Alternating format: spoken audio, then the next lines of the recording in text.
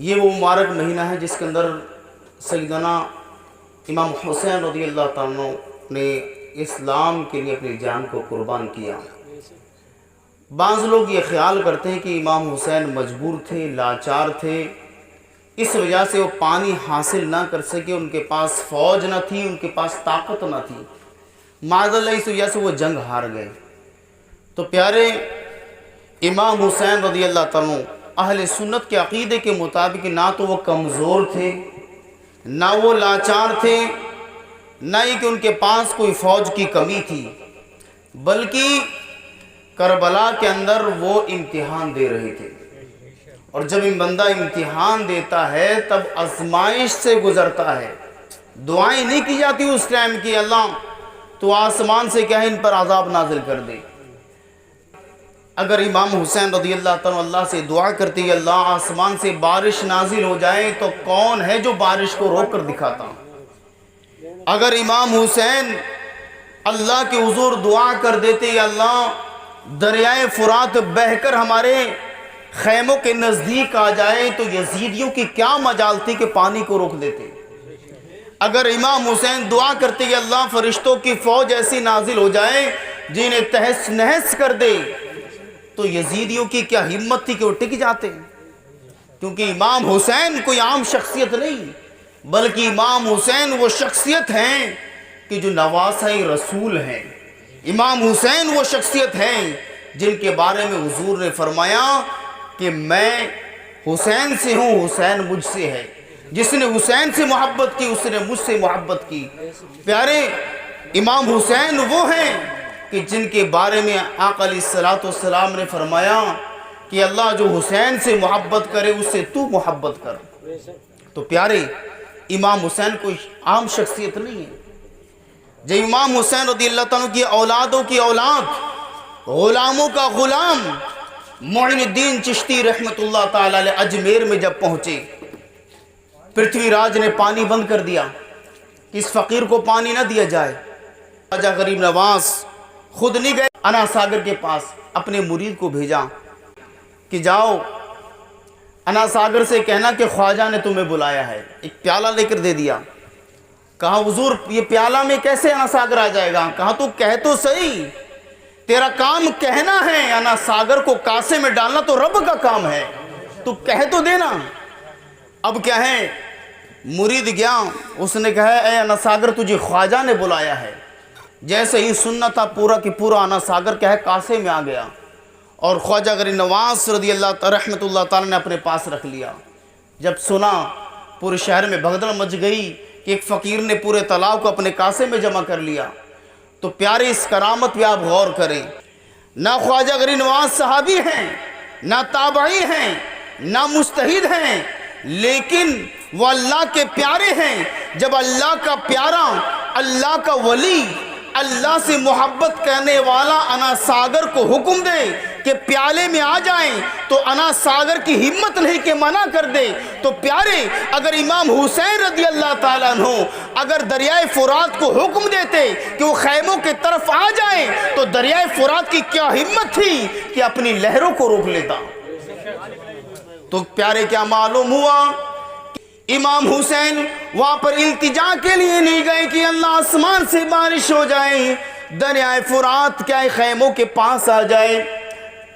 بہرحال پیارے دوستو امام حسین رضی اللہ تعالیٰ آزمائش دینے کے لیے گئے تھے، امتحان دینے کے لیے گئے تھے، ٹھیک ہے۔ یہ امام حسین رضی اللہ تعالیٰ فرمایا جاتا ہے کہ جب 8 تاریخ تھی، 8 محرم، تو امام حسین رضی اللہ تعالیٰ انہوں نے اپنے خیموں کے ارد گرد گڈھے کھود دیے، خندق بنا دی، اس خندق کے اندر آگ جلائی تاکہ یزیدی لوگ اچانک خیموں پر حملہ نہ کر سکیں۔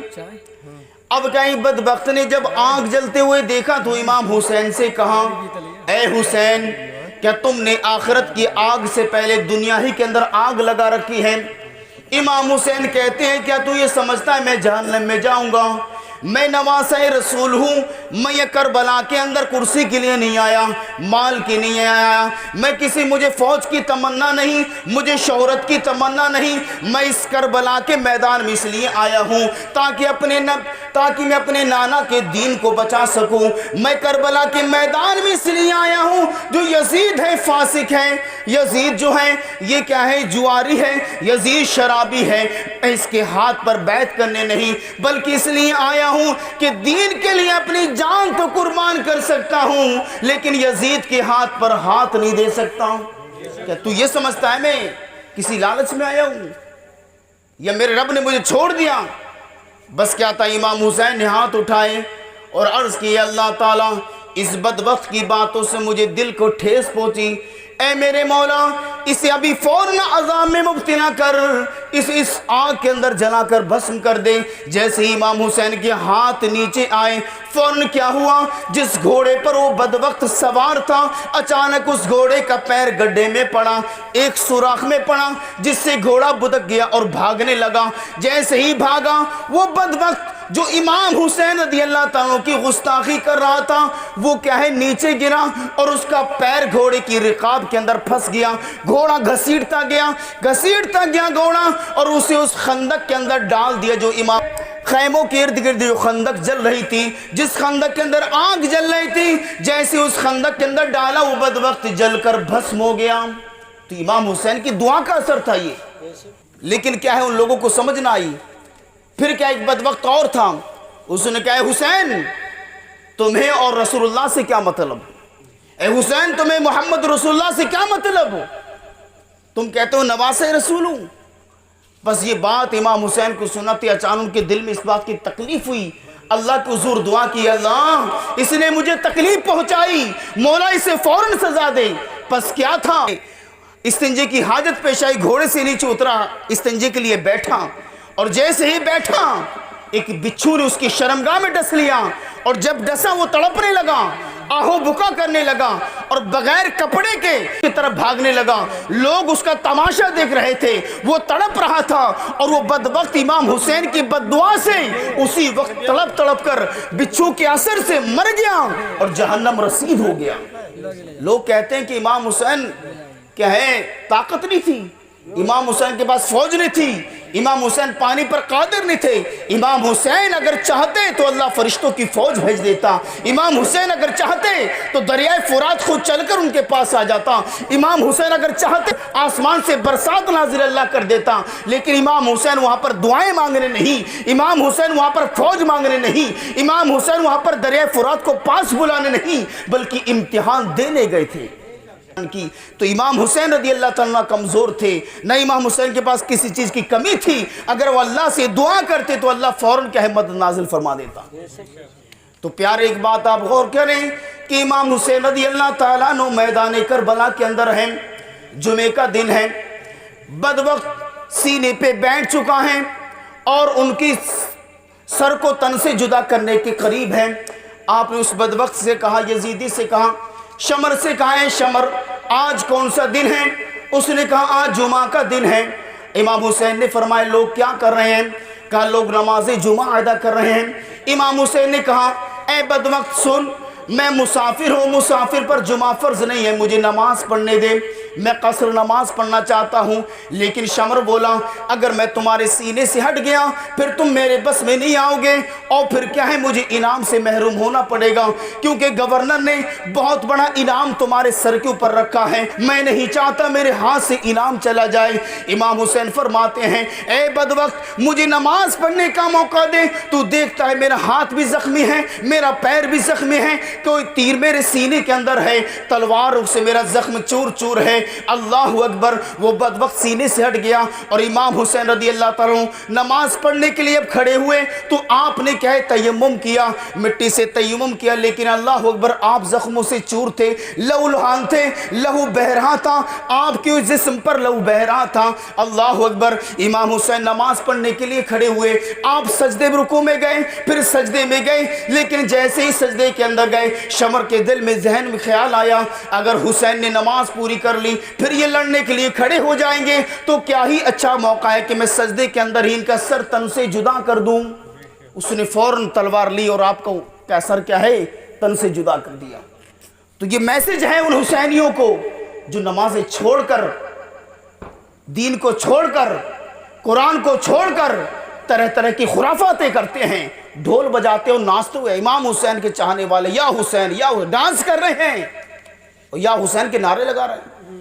ارے امام حسین نے تو زخموں سے چورے، روایتوں کے اندر آتا ہے 70 تلواروں کے وار تھے آپ کے جسم پر، اور نیزے اور تیروں کے تو کوئی شمار ہی نہیں۔ بتائیے اگر ہمارے ایک ذرا سا بلیڈ لگ جائیں، ہم بلبلا اٹھتے ہیں، انگوٹھے میں لگ جائے تو انگوٹھا نماز میں نہیں لگے گا، اگر نس کٹ جائے تو 15 دن ہم ہاسپٹل میں بھرتی رہیں گے۔ لیکن امام حسین 70 زخمی ہیں، 70 تلواروں کے وار ہیں، تیروں کا تو گنتی نہیں ہے، بھالے کتنے لگے اس کا تو خبر ہی نہیں ہے، کیونکہ 4000 یزیدی ہیں سامنے۔ جب امام حسین نے حملہ کیا، جو بھی سامنے آتا آپ اسے ختم کرتے چلے جاتے، لیکن پھر کیا دیکھا لوگوں، ان بدبختوں نے دیکھا کہ امام حسین ایک ایک کر کے تو مقابلہ نہیں کر سکتے، آگے سے امام حسین کے مقابلہ نہیں کر سکتے، انہوں نے چاروں طرف سے تیروں کی بوچھار کر دی، بھالے پھینکنے والوں نے بھالے پھینکے، تلوار مارنے والوں نے تلواریں ماری۔ امام حسین کے جسم پر کتنے زخم ہوں گے، لیکن امام حسین نماز نہیں چھوڑ رہے ہیں۔ تو ان حسینیوں کو دعوت ہے کہ نماز پڑھو، جو کیا ہے ڈھول پیچھے بج رہا ہے، بڑے بڑے ڈھانچے بنا لیے، ڈانس کر رہے ہیں۔ یار آپ ویڈیو تو دیکھو، دل جلتا ہے، امام حسین کے نام پر ڈانس ہو رہا ہے، یا حسین یا نماز مسجد میں پڑھی جا رہی ہے، اذانیں ہو رہی ہیں، لیکن ان حسینیوں کو خبر ہی نہیں ہے۔ یہ امام حسین کی محبت نہیں، امام حسین کے نام پر انجوائے ہو رہا ہے، گنڈا گردی ہو رہی ہے۔ اگر امام حسین کی محبت کا جوش ہو، امام حسین سے محبت ہو تو یہ ناچے نہیں، رومال گھمائے جا رہے ہیں، بے ڈھنگے پن کے مظاہرے کیے جا رہے ہیں، سیٹیاں بجائی جا رہی ہیں۔ اگر امام حسین سے محبت ہوتی تو یہاں پر نہ ہوتے، بلکہ سب لوگ نماز ظہر ادا کرنے، نماز عصر ادا کرنے، نماز مغرب ادا کرنے، نماز عشاء ادا کرنے کے لیے مسجد میں گئے ہوتے۔ دو میسج ہیں۔ نمبر 1، ہمارا حسین کمزور نہیں تھا، نہ ہے نہ کبھی ہوگا، ہمارا حسین زندہ تھا، زندہ ہے، زندہ رہے گا، کیونکہ قرآن کہتا ہے جو اللہ کی راہ میں شہید کیے جاؤ مر ہی نہیں سکتے، اور فرمایا انہیں گمان تک مت کہو۔ اللہ فرماتا ہے انہیں تصور مت کرو کہ شاید وہ مر گئے ہوں گے، نہیں، منع فرما دیا، تم گمان مت کرو، یہ نافرمانی بہت بڑا گناہ ہے، شہید کو مردہ گمان کرنا۔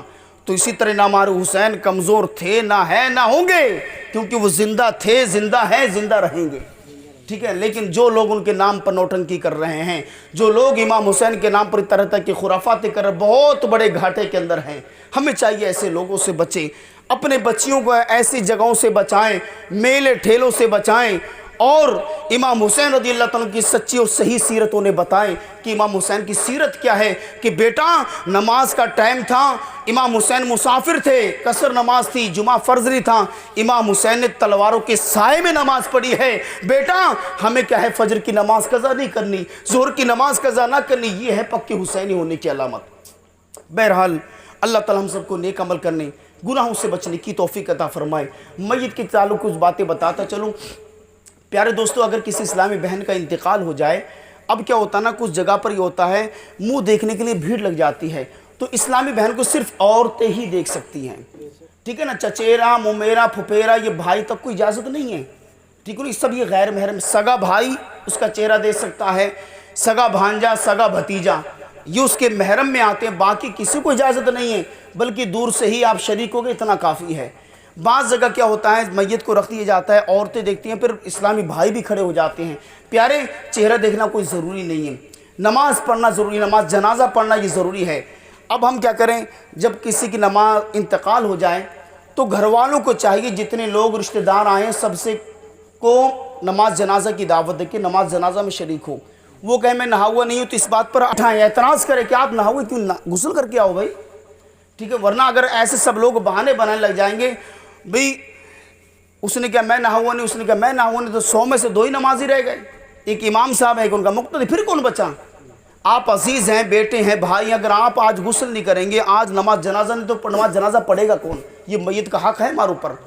دوسری بات، جب ہم میت کو دفن کر چکے ہوں، اور جب دفن کر رہے ہیں اس بات کا دھیان رکھنا چاہیے، پنی وغیرہ ڈالنے کا ایک سسٹم چلا ہے، کئی جگہ قبروں پہ پنی ڈال دی جاتی ہے، یا تو تختوں کے اوپر یا قبر کے اوپر، تو نہ تو تختوں کے اوپر ہم پنی وغیرہ ڈالیں گے، نہ قبر کے اوپر ڈالیں گے، کیونکہ یہ خلاف سنت ہے اور فضول خرچی ہے۔ اور تیسری بات یہ، ایک کپڑا جو بچ جاتا ہے، حالانکہ میت اگر مرد ہے تو 3 کپڑے ہیں، عورت ہے تو 5 کپڑے ہیں، لیکن اب ہم کفن لینے کے لیے جاتے ہیں یا پھر عام گھروں میں عورتیں کفن بناتی ہیں تو وہ کہیں ایک جو چادر ہوتی ہے ایکسٹرا بنا دیتے ہیں جو اوپر سے پڑتی ہے۔ اب کیا ہوتا ہے جب ہم نے میت کو دفن کر دیا وہ چادر یا تو تختوں پہ ڈال دیں گے یا قبر کے اوپر ڈال دیں گے، حالانکہ وہ چادر نہیں ہونی چاہیے۔ اگر آ بھی گئی تو آپ کو کیا چاہیے، جب آپ سوٹ وغیرہ کوئی چیز دیں گے کسی آگے کوئی ایصال ثواب کرنے کے لیے تو وہ چادر وغیرہ اسی میں لپیٹ کے دے دیں تاکہ بندہ استعمال کرے، کسی کو فائدہ پہنچے۔ جب فائدہ پہنچے گا آپ کے مرحوم یا مرحومہ کو ثواب ملے گا۔ اور پھر کیا ہے، جب دفن کر چکے ایک اعلان کا رواج بن چکا ہے کہ سب لوگ کھانا کھا کے جانا۔ بھائی کھانا کھانے کا کوئی بھی اعلان نہیں ہونا چاہیے، یہ غلط بات ہے کہ موت کے ٹائم دعوت ہے ہی نہیں۔ اعلان یہ ہونا چاہیے کہ سب لوگ فاتحہ پڑھ کر جانا، بس یہ اعلان ہو، سب لوگ فاتحہ پڑھ کر جانا، یہ صحیح طریقہ ہے۔ تیسری بات یہ، جب ہم فاتحہ وغیرہ پڑھ چکے، اب کیا ہے جو لوگ باہر کے مہمان ہیں جو واپس نہیں جا سکتے یا ان کے پاس استطاعت نہیں ہے کہ ہوٹل وغیرہ سے کھانا کھا لیں، تو ان کے لیے اجازت ہے کہ آپ کھانا کھا لو۔ اور جو مقامی لوگ ہیں ان کے لیے بالکل بھی اجازت نہیں ہے کہ اس کے گھر کھانا کھائیں جس گھر انتقال ہو گیا ہے۔ کیوں؟ یہ بلا وجہ ایک کمزور آدمی کو دبانا ہے، ٹھیک ہے نا۔ اگر سب لوگ وہیں پر کھانا کھائیں گے تو پیارے جی تو بلا وجہ ایک فضول خرچہ ہوا۔ ہاں اگر باہر سے کوئی مہمان ہے وہ کھا رہا ہے، وہ ایک بات سمجھ میں آتی ہے۔ اور تیسری بات یہ، جب انتقال ہو جاتا ہے تو پورے خاندان کی یہاں پر روٹی نہیں پکائی جاتی، کہتے توا نہیں چڑھا گیا سو گئے۔ پیارے شریعت کے اندر ایسا کوئی بھی مسئلہ نہیں، آپ کھانا پکائیں، سب کچھ کریں، نماز پڑھیں اور میت کے لیے دعا کریں، یہ اصل چیز ہے۔ توا نہ چڑھانا کیا چیز ہے بھائی، ٹھیک ہے نا۔